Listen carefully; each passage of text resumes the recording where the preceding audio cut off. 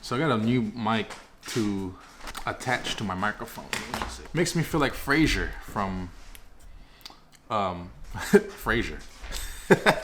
Good morning, Seattle. I'm listening.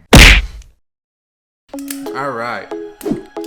Hello, film geeks and film buffs. Andrick here. I'm guessing you guys are film buffs if you're watching this video, assuming you have a passion for film. Thank you for watching. My last two videos had to do with something a little bit more out of the norm in terms of what's popular in blockbuster films, right? Ip Man 4 is a Hong Kong film, so it's not really a blockbuster. The Lighthouse, which was, I would consider that an indie, I guess. I'm not really sure. I would consider it an indie. With this video, I want to do something a little different. I wanted to talk about something that's really in the mainstream, and that is a Star Wars franchise, specifically the Mandalorian series that was just released 2 weeks ago in Disney+.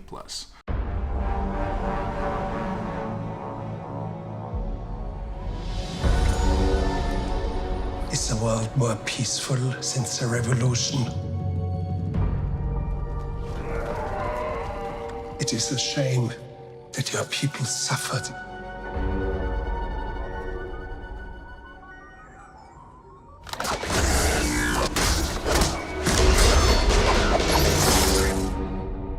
So I watched the first two episodes. I was kind of a little bit behind watching it one shot for the first 2 hours. I have some thoughts. Now, let me have a caveat here. I am not what you will call a strict Star Wars fanatic. I've read 3 of the books, all 8 movies. I am familiar with the Clone Wars cartoon that came on Cartoon Network a few years ago. Both the 2D version, which is I think 15 minutes short, and then a few years later the 3D version, which was a little bit better in certain circumstances. Going into the Mandalorian, again, I'm just looking at this from strictly a entertainment film background, and there's a few things I like and there's a few things I didn't like, and I know that's what pretty much everyone feels about it. So in this video I want to go into a little bit more depth of the few things I did like and a few things I didn't like. So to summarize the first episode, you know what, the first episode is pretty basic. It was a introduction to the character and the world. It introduced you to the Mandalorian character, and it introduces you to the environment he's around, which from what it looks like, looks very Western. The story starts off with him going to a bar to pick up a bounty. He encounters some trouble picking up said bounty. He handles that fairly well, as you are able to tell. He picks up the bounty and he travels to his next destination. He meets Carl Weathers. For you guys who are familiar with Arrested Development, that is Tobias's acting coach.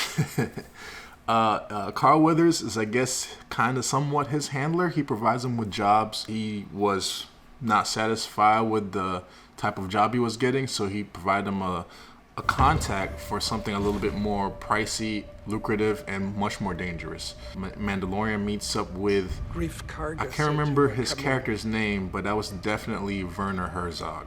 Side note, Werner Herzog, the guy that pays him to go pick up the more important package, is a very well-known documentarian. In my mind, he's only second to Ken Burns. And if you don't know those two people, look them up. They're really good. All the documentaries they're made are top-notch.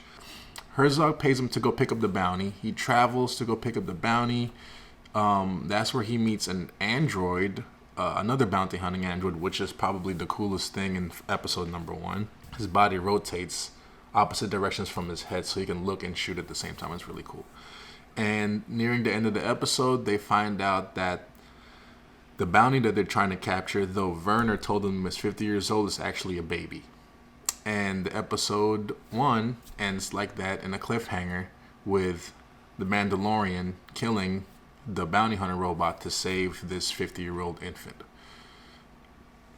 And that's how it goes. And a few things I like. Okay, let's start with that. I appreciate that they made an emphasis to show you the type of culture the Mandalorians have. Now in the cartoon, you are aware that they're pretty much a rough batch, you know, they're very warrior-like. But in the show, they made a hard point to let the audience know that this is a Roman culture, more specifically Spartan. From the design of the helmet to the way they wear their clothes, there's a really heavy Spartan influence in the way the Mandalorian are being perceived in this world. There was a scene in there where the main character meets up with what I'm to assume is a higher up person in their community. She had a gold mask on that looked exactly like a Spartan mask, like 100% on. And that was one of the visual elements that kind of just hammered home the fact that the Mandalorians are almost synonymous with Spartan. So it's a good visual cue to let the audience know immediately what type of people these are. And I thought that was really well done. And they didn't take a lot of time to try to hash that out. It was just a simple image of this lady wearing this mask. And if you've seen 300, you already know what that mask is. And you automatically associate that with the Mandalorian concept. And I think Jon Favreau, that was a great way of doing that. That was really well done. Second thing that I thought was really nice about it was the costume and set design. The costume and set design, though I think was well done, it also reminded me of other shows, more specifically Firefly. For those who are too young, Firefly was a show that came out in the early 2000s. I believe it only had one season. A lot of people were a fan of it. I wasn't that much a fan of it. It kind of just reminded me of Cowboy Bebop. But I see the allure. It brought in the combination of space and Western, and it just brought it together. And for some people, it was fantastic. In Firefly, most of it happened in what you would call desert planets because they were trying to give it that Western look. Now, in the first episode, they leaned heavy on the Western motif. From the soundtrack to the wide span shots of the Mandalorian walking across the scene, it's just completely wide. It's almost very reminiscent of the Man Without Name trilogy, the Sergio Leone films, spaghetti westerns from the 70s. It reminded me a lot of that. The way they used the cuts and the close-ups in the Mandalorian's face before he shoots people, it was just like it. So in terms of set and costume design, I would like to lean that to the positive side. It gave the audience something already familiar to them. They didn't have to make up something else. You know that this is some kind of a Wild West environment, and you get that just by duplicating scenes that we're all familiar with, i.e. Sergio Leone's westerns. A couple on the negative side. The CGI needs a little bit of work. I would have to say the CGI needs a lot of work. The speeder that came in the beginning looked kind of shoddy, but that could be a money issue. They probably spent a lot of money elsewhere. Where they didn't spend a lot of money of? Soundtrack. It's no John Williams. I don't know who they got to do this, but it's no John Williams, folks. No John Williams at all. It might grow on me later on. It has a weird rhythmic theme to it, but there's something about John Williams doing his thing, from Harry Potter to Star Wars to Jurassic Park. That man can make a hell of a soundtrack. Another negative thing for me would be, and a lot of people are going to get me for this, it's the way the Mandalorian moves. He was very, very stiff. It was almost looked like I had a G.I. Joe and I was pretending I was moving him. The way he moved was just not for me.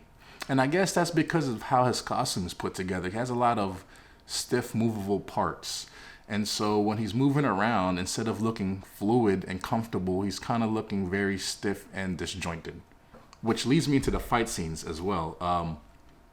In the film, and a friend of mine actually pointed this out to me, when the stormtroopers fought, which they kind of have the same suit, right? When the stormtroopers fought, they put a lot of emphasis in editing to make that look very seamless and fluid.